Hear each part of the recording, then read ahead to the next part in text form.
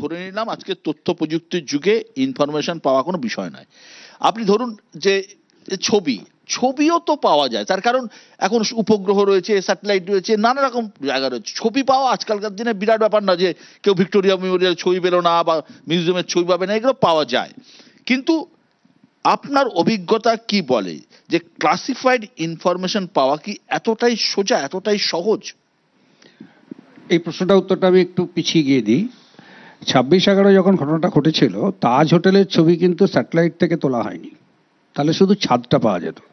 ওখানে প্রত্যেকটা ফ্লোরে বসে বসে ড্রয়িং করা হয়েছিল রীতিমতো, যে কোন কোন ঘরে কিভাবে যাবে, এবং মিলিটারি যখন আসবে তখন কোথায় দাঁড়িয়ে তোমরা ফায়ার করবে।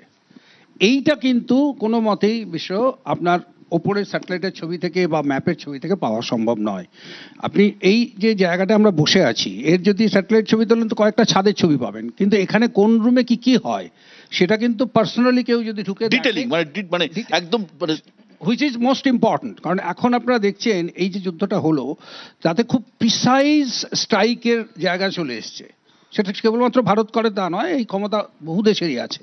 এই প্রিসিশন হিটিং এমন একটা জায়গাতে গিয়ে পৌঁছবে পর যে এই বড় বিল্ডিংটা হয়তো একটা রুমেই শুধু হিট করা যাবে, এবং তখন কিন্তু এই ধরনের ক্যামেরার ছবি, এই ধরনের ম্যাপ ইম্পর্টেন্ট হবে। কিন্তু আমি একটু তখন হাসছিলাম এই জন্য যে আপনারা সবাই কথা বলছিলেন, আমি ভাবছিলাম আজ থেকে 3 বছরের মধ্যেই বোধহয় বিশ্ব যদি এরকম একটা প্রোগ্রাম করে, এই জ্যোতি ব্লগার বলে এরকম ধরনের নামের যে ব্লগার, সেই ব্লগারটা নন এক্সিস্টেন্ট হবে। একটা এআই দিয়েই ব্লগিং করা হবে, এবং তখন ধরতে গিয়ে গোয়েন্দারা দেখবে যে নেই, ইটস সিম্পলি ভার্চুয়াল একটা ব্লগার।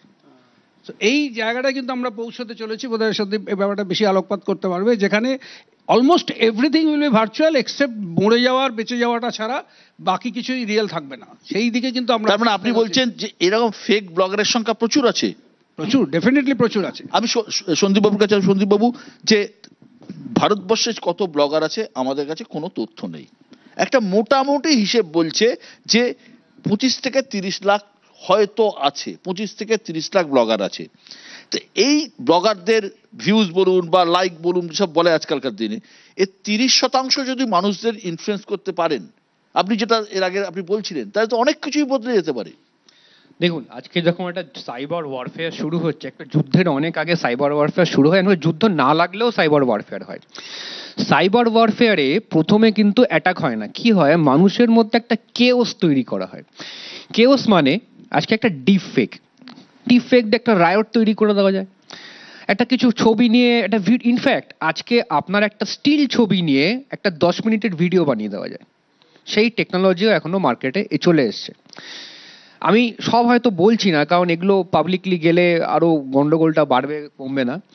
কিন্তু এখন আর্টিফিশিয়াল ইন্টেলিজেন্স এতটাই পাওয়ারফুল হয়ে গিয়েছে যে আমাদের দেশের প্রাইম মিনিস্টারকেও বলতে হয়েছে আমি ওই ভিডিওর মধ্যে ছিলাম না, কারেক্ট, একটা ডান্ডিয়া নাচের মধ্যে ভিডিওর মধ্যে ঢুকিয়ে দেওয়া হয়েছিল। তো সেইখানে দাঁড়িয়ে কিন্তু আগামী দিনে যে ইনফ্লুয়েন্সার্স, সেই ইনফ্লুয়েন্সারে প্রচুর মিস ইনফরমেশন ছড়াবে। এবং আজকে এই যে আমাকে একটু কয়েকদিন আগে একটু টিভি চ্যানেল জিজ্ঞেস করছিল যে হঠাৎ করে একটা এমন খবর এলো যে ইন্ডিয়া অনেক কিছু করে ফেলেছে, তারপরেই একটা খবর এলো যে ইন্ডিয়া কিছুই করতে পারেনি। এই যে উত্তেজনার পারদটাকে ওঠানো নামানো হচ্ছে, এইটা কিন্তু জনগণের মধ্যে ফ্রাস্ট্রেশন বাড়িয়ে দেওয়া হচ্ছে।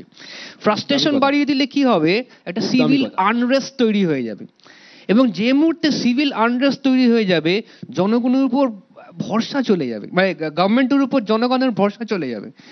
That will become very easy for the other country to create more disturbance within the country. এই ধরনের ধরে নিন আমাদের ভারতবর্ষ তো একটা উন্নয়নশীল দেশ, ভারতবর্ষের মেধাও আছে, প্রযুক্তিও আছে।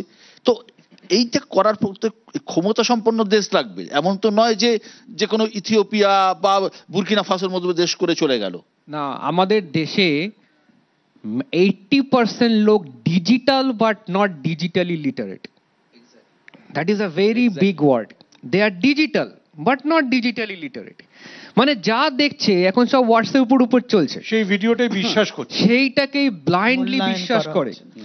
এবং তার জন্য কি হচ্ছে, আমাদের এই এত বড় জনসংখ্যা যাকে digital but not digitally literate, তাকে উত্তেজিত করে দেওয়া খুব সোজা। এবং যে মুহূর্তে উত্তেজিত করে দেবে, ওই পালসটা কিন্তু আসছে বাইরের থেকে, মানে আমার রুগীর পালস মেনটেন ওঠানামা করছে হচ্ছে দেশের বাইরের থেকে। কখন ওকে উত্তেজিত করে দেবো, কখন ওকে ডিমোটিভেট করে দেবো, কখন গভর্নমেন্টের এগেনস্টে লড়িয়ে দেবো, কখন ফ্রাস্ট্রেটেড করিয়ে দেবো, কখন একটা ইন্টারনাল আনরেস্ট তৈরি করিয়ে দেবো, এন্টায়ার জিনিস কন্ট্রোল হচ্ছে বাইরের থেকে। ইন্টারেস্টিং। আমি মাত্র একটা মিনিট নিচ্ছি, একদম অন্য জায়গাতে জিনিসটা কত সোজা সেটা আমি আপনাদের বলতে চেষ্টা করছি। আমি বিভিন্ন কলেজে গিয়ে সাইবার ক্রাইম নিয়ে লেকচার দিই সেখানকার স্টুডেন্টদের। তো এরকমই একটি হাওড়ার কলেজে গেছি, ফার্স্ট ইয়ারের মেয়েরা রয়েছেন, সেখানে আমি ডিপফেক্টটা বোঝাচ্ছিলাম, যেখানে রতন টাটার ভয়েস দিয়ে কথা আছে বা ইত্যাদি। একটি মেয়ে সেখান থেকে বলল যে তার আর তার সবচেয়ে ঘনিষ্ঠ বান্ধবী, এদের মধ্যে একটা শত্রুতা তৈরি করেছিল তাদেরই আরেক বন্ধু এই ডিপফেক ইউজ করে। এবার চিন্তা করুন যে হাওড়ার একটি অখ্যাত কলেজের ফার্স্ট ইয়ারের একটি স্টুডেন্ট, সে যদি এটা করতে পারে, তাহলে যেটা সন্দীপবাবু বলছেন যে অন্য কোনো রাষ্ট্র যদি মনে করে করবে, এর সঙ্গে আমি জাস্ট কয়েক সেকেন্ড নেব। আপনি আজকে গিয়ে ফেসবুকে লিখুন যে আপনার পাঞ্জাবে তৈরি কুর্তা পছন্দ, কোথা থেকে আপনি দেখবেন কালকে থেকে সমস্ত পাঞ্জাবি কুর্তার কোম্পানি আপনাকে বলবে you may be interested in this, who is selling this information to whom. Exactly, আমি তো বলিনি ফেসবুককে না, আমি না, হ্যাঁ এখানটাই আমি বলছি যে আমরা চাই বা না চাই, we are now getting monitored প্রত্যেক মুহূর্তে। ফলে আমাদের পছন্দ, খাদ্যাভ্যাস, ইনফ্লুয়েন্স এবং প্রথমটা হচ্ছে মনিটরিং, তারপরেরটা হচ্ছে যে আপনাকে ইনফ্লুয়েন্স করার জন্য হচ্ছে যে এই মিডিয়াগুলো সমস্ত চেষ্টা করে। এখন এখানে প্রয়োজন হচ্ছে এই হাহুতাশ করে তো লাভ নেই, কোনো একটা জায়গায় তো যেতে হবে, যে এই মুহূর্তে হাহুতাশ করা ছাড়া খুব উপায় নেই। সন্দীপবাবু যেটা বলছিলেন যে ডিজিটালি যদি লিটারেট না হয় তাহলে এই একটা অসুবিধা আছে, এবং সেটা 140 কোটির দেশকে রাতারাতি পারবেন না। কিন্তু যেটা এখন থেকে শুরু না করলে ঘোর বিপদ, যে আপনি যদি টেকনোলজিক্যালি সেলফ রিলায়েন্ট অন্তত এই ক্ষেত্রে কিছুটা না হতে পারেন, যে প্রশ্নটা আপনি করছিলেন, সেখানে আমরা কোথায় আছি। আপনি যদি দেখেন যে আমাদের লাস্ট বাজেট ডেটাও যদি আমরা দেখি, যে আমাদের জিডিপির 0.8% হচ্ছে, এক সময় ছিল, এখন 0.65%। এটা পৃথিবীর মধ্যে সবচেয়ে কম খরচ হয় গবেষণার ক্ষেত্রে। আপনি আমাদের ন্যাশনাল রিসার্চ ফাউন্ডেশন যেটা রয়েছে, আপনি যদি দেখেন সেখানে আপনি যদি কম্পেয়ার করেন যে আমাদের মাথাপিছু গবেষণার হার টাকা $45, যেখানে রাশিয়া এমনি আপনাকে S-400 বিক্রি করেনি, $285 তারা হচ্ছে প্রত্যেক বছর খরচ করে, মালয়েশিয়া 293, ব্রাজিল 293। এইবার আমার প্রশ্ন বিশ্ব একটাই, যে আনলেস ইউ স্পেন্ড, চন্দ্রায়নের দৃশ্য দেখার পর আপনি হাততালি দিয়ে নেমে আসবেন, বিজ্ঞানীদের জয়গান করবেন, শুধু এটাতে কিন্তু বিজ্ঞান এগোয় না, প্রযুক্তি এগোয় না।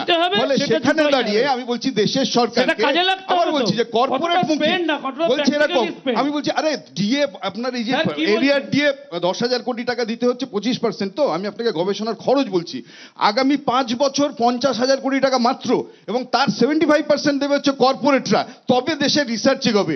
এই যদি এই দেশের রিসার্চ হয় তাহলে আমরা শঙ্কুর এটা বলা উচিত, আমি একটু বলি, সেটা হচ্ছে ঠিকই যে গবেষণার জন্য বিজেপি টাকা কমিয়েছে, কিন্তু তাই বলে আপনারা বাংলাদেশের দফা 1 দাবি 1কে এপাশে বিভাগ ব্যবহার করতে শুরু করে দেবেন, এটার জন্য গবেষণার দরকার ছিল না। এটা তো আপনাদের মস্তিষ্কের ব্যর্থতা যে আপনারা বাংলাদেশের জামাত ইনফ্লুয়েন্স করতে চাইছে এখানে, সেটা বোঝেননি। না, আমাদের যেমন এটা ভয়ানক, যেটা সন্দীপ বাবু বললেন, কল্যাণ বাবু বললেন, এটাও যেমন এই ভার্চুয়াল ওয়ার্ল্ডটা এত ভয়ানক, ঠিক তার সাথে সাথে আমাদের দেশের ন্যারেটিভটাও এত ভয়ানক হচ্ছে।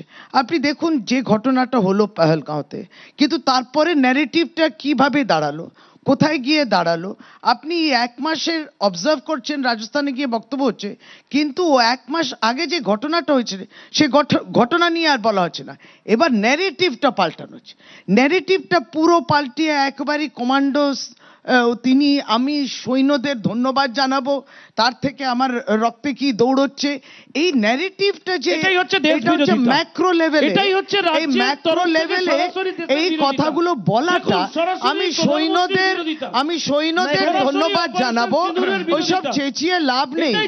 শুনুন, সেটা ব্যাপার, শঙ্কু, এটা বিরোধিতা নয়, তোমাদেরকে প্রশ্ন তোমাদের এই এই অধিকার তোমাদের কেউ দেয়নি, তোমাদের এই অধিকার কেউ দেয়নি যে কাউকে দেশবিরোধী বলবে, দেশ বিরোধী যারা আছে এবং এইখানে এই ন্যারেটিভটা সমস্তটা রাজনৈতিক কেন্দ্র, সামনে ওই এতই যদি কনসার্ন ছিল তাহলে বিহারের র্যালিতে গেলেন কেন?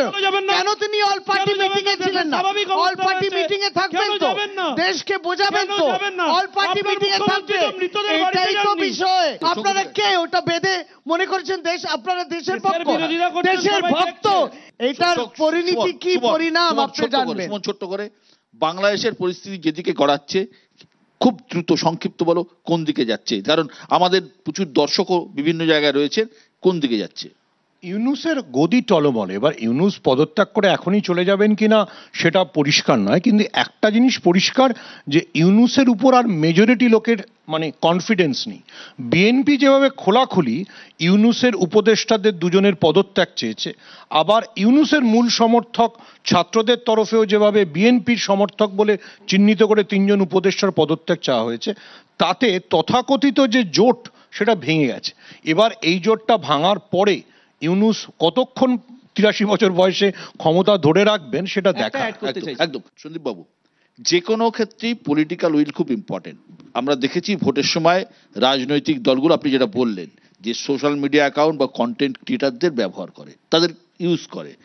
এরা গত কয়েক বছর আমরা দেখেছি, সে দিল্লির নির্বাচন হোক, রাজ্যের নির্বাচন হোক, তারা টাকার বিনিময়ে হোক বা অন্য কোনো কারণে সেই দলের হয়ে কন্টেন্ট তৈরি করে। লকগেট তো খুলেই দেয়া হয়েছে। এবার দেশ বিরোধী কোনো শক্তি, আপনি যেটা বলছিলেন যে এদের মধ্যে যে কাউকে কাজে লাগায়, এটা রোখার উপায় কি? একদম স্কুল লেভেল সিলেবাস থেকে না, যেটা বিদেশে হয়, যে ডিফেক্ট আমি কিভাবে আইডেন্টিফাই করব। আজকে ডিজিটাল লিটারেসি কিন্তু ওরকম বয়স্ক মানুষদের শেখালে বা মধ্যবয়সীদের শেখালে হবে না। একদম স্কুলের জুনিয়র লেভেল থেকে চালু যদি না করি, এই জেনারেশন যা হওয়ার হয়ে গেছে, আগামী জেনারেশন অ্যাটলিস্ট ডিজিটালি লিটারেট হবে এবং আইডেন্টিফাই করতে পারবে যে কোনটা নিজের জন্য ভালো, কোনটা দেশের জন্য ভালো। না করলে আমাদের আগের নেক্সট প্রজন্ম, এই প্রজন্ম যেরকম যতটাই ইলিটারেট ততটাই ইলিটারেট তৈরি হবে। আপনি আপনাকে বলুন যে ডিজিটালি লিটারেট পৃথিবীর সব থেকে উপরের 5টা দেশকে কি? এটা বলা খুব মুশকিল, কেননা এখানটায় দুটো পার্থক্য আছে। আজকে চায়না কিন্তু ফিল্টার্ড জিনিস পাঠাচ্ছে তাদের দেশের সিটিজেনকে, ইউএস ফ্রি পাঠাচ্ছে, সবাইকে একদম ফ্রিডম দিয়ে দিয়েছে, কিন্তু তাদেরকে ওরা লিটারেসি দিয়ে দিয়েছে। সো প্রত্যেকটা কান্ট্রির নিজস্ব একটা রাস্তা আছে যে কিভাবে মানুষকে ইদার প্রোটেক্ট করবে। মেইনলি হচ্ছে হাউ টু প্রোটেক্ট। আমি কি ফিল্টার্ড জিনিস পাঠাবো নাকি ওপেন পাঠাবো, কিন্তু ওদেরকে নিজেকে সেলফ সাফিসিয়েন্ট করে দেবো। এই মোমেন্টে দাঁড়িয়ে ইউএস, ইউকে, চায়না এরা কিন্তু প্রত্যেকেই অনেকটাই আমাদের থেকে, স্পেসিফিক্যালি আমাদের খুব ভালো যে আমাদের ইসরায়েল বেসিক্যালি আমাদের সাপোর্ট করছে, কারণ ইসরায়েল কাছে ম্যাক্সিমাম স্পাইং সফটওয়্যার আছে, মানে ম্যাক্সিমাম স্পাইং সফটওয়্যার গুলো আছে।